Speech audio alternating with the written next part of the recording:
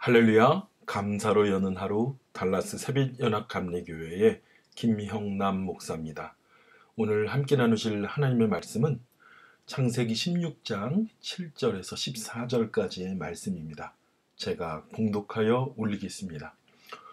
여호와의 사자가 광야의 샘물 곁 곧 술길 샘 곁에서 그를 만나 이르되 사레의 여종 하가라, 내가 어디서 왔으며 어디로 가느냐? 그가 이르되 나는 내 여주인 사레를 피하여 도망하나이다. 여호와의 사자가 그에게 이르되 내 여주인에게로 돌아가서 그 수하에 복종하라. 여호와의 사자가 그에게 이르되 내가 내 씨를 크게 번성하여 그 수가 많아 셀 수 없게 하리라. 여호와의 사자가 또 그에게 이르되 내가 임신하였은즉 아들을 낳으리니 그 이름을 이스마엘이라 하라. 이는 여호와께서 내 고통을 들으셨음이니라. 그가 사람 중에 들나귀 같이 되리니 그의 손이 모든 사람을 치겠고 모든 사람의 손이 그를 칠지며 그가 모든 형제와 대항하여 살리라 하니라. 하갈이 자기에게 이르신 여호와의 이름을 나를 살피시는 하나님이라 하였으니 이는 내가 어떻게 여기서 나를 살피는 하나님을 배웠는고 함이라. 이러므로 그 샘을 부엘라 헤로이라 불렀으며 그것은 가데스와 베렛 사이에 있더라. 아멘. 하나님께서는 아브라함의 모든 길을 인도하십니다. 그리고 약속을 주시고 그 축복의 길로 인도하는 가운데 아브라함은 그 약속 하나 믿고 주님 앞에 나아가지만 그는 좌충우돌하는 인생을 살았습니다.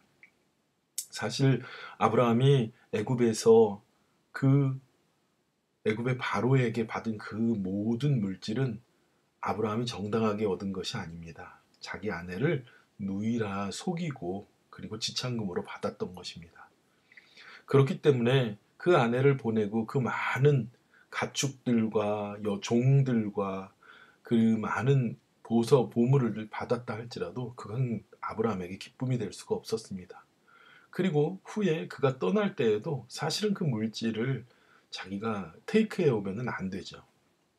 오늘 그 물질 그리고 그 바로가 준 것들을 자신이 수고하여 얻지 못한 그냥 세상이 보기에는 물질적 축복을 얻었던 것을 거저 가져왔을 때 어떤 결과가 일어났는지를 보겠습니다. 오늘 사레의 여종인 하갈이 그 집에서 아브라함의 집에서 도망을 나왔습니다. 왜 도망 나왔습니까? 사레가 출산하지 못하니까 사레 딴에는 어떻게 해서든 하나님께서 축복을 그 자녀를 주신다고 그랬으니까 자기는 아니라고 착각한 것이죠. 믿었긴 믿었는데 자기만의 잘못된 믿음, 착각의 믿음이었습니다. 우리도 살아가면서 하나님의 뜻을 잘 분별할 수 있어야 돼요. 잘 믿어야 됩니다. 착각해서 믿으면 안 돼요. 1절에 아브라함의 아내 사레는 출산하지 못하였고 그에게 한 여종이 있으니 애굽 사람이요 이름은 하갈이라 그래요. 바로 이 하갈이 애굽에 갔을 때 함께 왔던 노예입니다. 이 하갈로 말미암아서 이스라엘이 나오게 된 것이죠. 자, 하갈이 임신하게 되니까 그 여주인을 노예밖에 안 되는 그 어린 여종이 자신의 여주인 그 사라를 멸시합니다. 또 사례는 또 나이도 많죠. 아기를 낳을 수 있는 그런 정수가 끊어져 있으니까 나이도 많고요. 어리석고 배움도 없고 그리고 아직 어리고 그런 하갈이 아이를 갖게 되니까요. 그 집안에서 기고만장해졌겠죠. 그리고 이 여종이 이 사례는 나름대로 자기가 노력을 하고 애썼는데 어떻게 이렇게 나를 멸시하지? 그러면서 누구에게 가서 따집니까? 아브라함에게 가서 따져요. 사실은 누가 다 결정하고 누가 다 집어넣은 거예요? 사례가 한 것이잖아요. 근데 아브라함한테 몇 따질까요? 사례가 뭐라고 얘기하는지 보세요. 아브라함이 하갈과 동침하여 하갈이 임신하여 그가 자기의 임신함을 알고 여주인을 멸시한지라 5절에 사레가 아브라함에게 이르되 내가 받는 모욕은 당신이 받아야 옳도다. 그러니까 자기가 한 짓인데 아브라함에게 받아야 옳다는 거. 왜 그래요? 내가 나의 여종을 당신의 품에 두었거늘 그가 자기의 임신함을 알고 나를 멸시하니 당신과 나 사이에 여호와께서 판단하시리라. 그러니까 사례는요, 자기 나름대로 생각해서 자기 딴에는 하나님께서 주시는 약속 생각해서 자기는 아닌가 보다 하고 싫지만, 그렇죠? 또 아브라함은 어땠습니까? 그가 사레 하가를 넣어줬으니까 그렇지 그 사레 외에는 아브라함이 사랑한 여인이 없어요. 사레가 살아있을 때까지는요. 자식이 없더라도 그냥 그러고 살았습니다. 얼마나 사레를 사랑한 거예요. 그러니까 막 남편한테 따지는 거죠. 나는 내대로 열심히 했는데. 자기만의 열심, 자기만의 뜻을 가지고 함부로 일할 때 우리가 제일 많이 빠지는 오류가 그겁니다. 나는 내대로 열심히 했는데 이런 문제가 생긴다는 거예요. 교회 일도 마찬가지죠.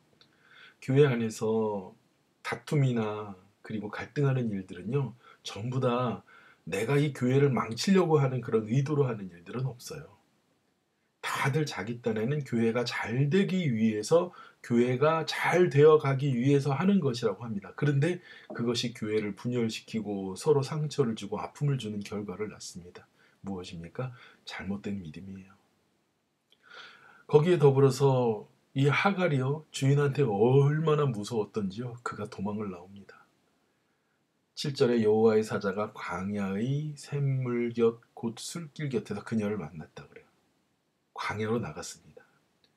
여러분, 임신한 어린 여인이 혼자서 막 도망 나오면은요, 살 길은 하나도 없습니다. 광야에서 그냥 죽는 거예요. 얼어 죽든지 그 뜨거운 볕에 말라 죽든지 아니면은 들짐승에게 밥이 되어 죽든지. 그런데 사례는요, 그렇게 광야로 나오는 길이 죽는 길인데 자기가 죽는 길이라는 걸 생각 안 하고 막 뛰쳐나오는 거예요. 왜요? 그 집에 있으면 내가 죽을 것 같으니까. 앞이 안 보이는 거죠. 소망이 없는 거죠. 그러나 사례는 살 길 죽을 길을 분별하지 못하고 도망 나올 수밖에 없었습니다. 그러고서는 그 술길 샘 곁에서 그렇게 지쳐있고 고통스러워하는 그에게 누가 나타났다고요? 여호와의 사자가. 그 여호와의 사자가 와서 그래요. 사레의 종 하가라, 내가 어디로 왔으면 어디로 가느냐. 보세요. 그 길에서 처음 봤는데 이 여인이 누구라는 걸 알아요. 사레의 종이라는 걸 알아요. 근데 또 우문입니다. 누구라는 걸 알면서도 어디로 와서 어디로 가냐는 거예요. 근데 사실은 하갈이 어디로 와서 어디로 가야 될지를 알고 있습니까? 아니죠. 그냥 그 사례가 말합니다. 나는 내 여주인 사례를 피하여 도망하였다고요. 그냥 난 도망 나온 거예요. 죽을 길인지 살 길인지도 모르고 나온 거예요. 근데 여호와의 사자가 그에게 말합니다. 내 여주인에게로 돌아가서 구수하에 복종하라. 참 너무하죠. 너가 거기 가면은 여주인이 너 안 죽일 거야. 너 안 때릴 거야. 너 힘들게 안 할 거야. 이런 약속은 하나도 없어요. 그냥 네 여주인한테 가서 복종하라는 거예요. 순종이 아닙니다. 싫어도 가서 따르라는 것이에요. 그러면서 그 복종하여 갈 수 있는 한 가지 약속을 줍니다. 무엇입니까? 하나님께서 그에게 언약을 주시는 거예요. 내게 이르니 내가 내 씨를 크게 번성하여 그 수가 많아 셀 수 없게 하리라. 누구에게 주셨던 복하고 똑같아요? 하나님께서 아브라함에게 주셨던 약속과 똑같은 약속을 하갈에게도 줍니다. 아니, 어떻게 하나님 약속의 민족도 아닌데 어떻게 그럴 수가 있나요? No. 하나님께서 그를 살피시고 사랑한 것이에요. 하갈이 아브라함의 집에 있었습니다. 그러면 하갈은 어떤 믿음을 가지고 살았을까요? 그 집안에 어떠한 그런 신앙을 따랐을까요? 아브라함이 믿는 그 신앙을 따라갈 수밖에 없어요. 아무리 그가 애굽에서 왔고 애굽의 이 우상을 섬긴다 할지라도 이제 하나님의 집에 하나님의 걸음을 믿는 그 가정에 들어왔기 때문에 그가 하나님을 바라볼 수밖에 없습니다. 그래서 여호와의 사자가 또 그녀를 찾아온 겁니다. 얼마나 귀하고 감사해요. 하나님께서 이방인들도 사랑하시는 귀한 말씀입니다. 또 여호와의 사자가 내가 임신하였은즉 아들을 낳으리니 그 이름을 이스마엘이라 하라. 이제 그 임신에 있는 아이도 이스마엘이고 그 이름의 뜻이 뭐냐면 여호와께서 너의 고통을 들으셨다는 거예요. 얼마나 기가 막히고 감사합니까? 하갈은요, 거기에서 이제 여주인에게로 돌아갈 용기가 생깁니다. 무엇입니까? 나에게도 축복을 해주고 내 아들도 하나님께서 내 고통을 들으셨고 응답하신다는 그런 소망을 알게 된 것이에요. 그러나 그 아이는 어떠한 자손이 됐느냐? 들나귀 같이 되어서 모든 사람을 치겠고 모든 사람과 싸운다는 거예요. 모든 사람이 또 그 아이를 칠 거라는 거죠. 전 싸우고 맨날 싸운다는 거죠.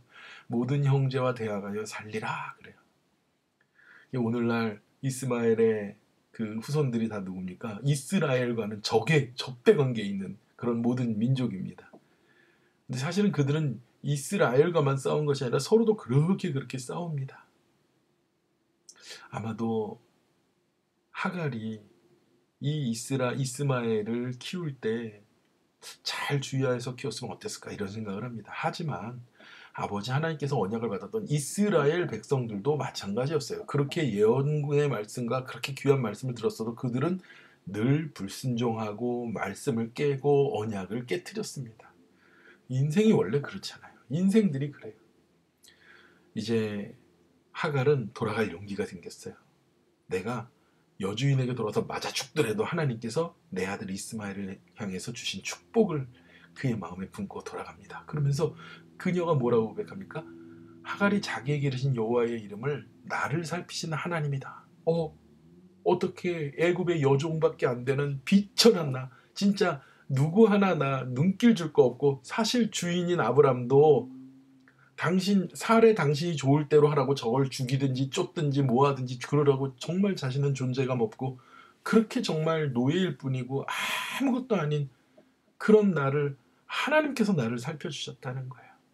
그래서 내가 어떻게 여기서 나를 살피신 하나님을 배웠는고 어떻게 하나님이 나 이렇게 나까지도 사랑할 수 있지? 그러면서 그 샘 이름을 부엘라 헤로이라고 하잖아요. 부엘라 헤로이.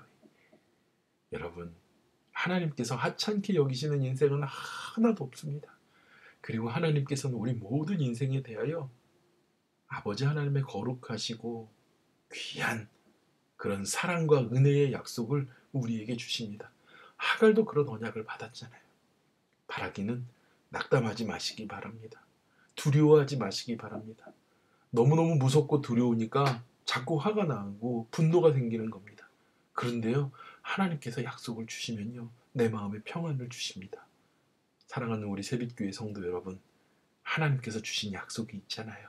두려워 마시기 바랍니다. 그리고 마음에 평정심을 갖고 평안을 가지고 믿음으로 기쁨으로 늘 승리하는 저와 여러분이 되기를 축원합니다. 기도하겠습니다. 하나님 아버지 감사합니다. 오늘 하갈까지도 만나주신 하나님, 정말 아무것도 아닐 것 같은 우리 인생까지도 사랑하시고 만나시는 주님, 우리에게 귀한 구원의 약속, 그리고 우리에게 귀한 주님의 사랑을, 은총을, 은혜를 부어주시니 감사합니다. 오늘 우리가 어디에 가든지 광야와 같고 술길과 같겠지만 하나님께서 동행하심을 믿습니다.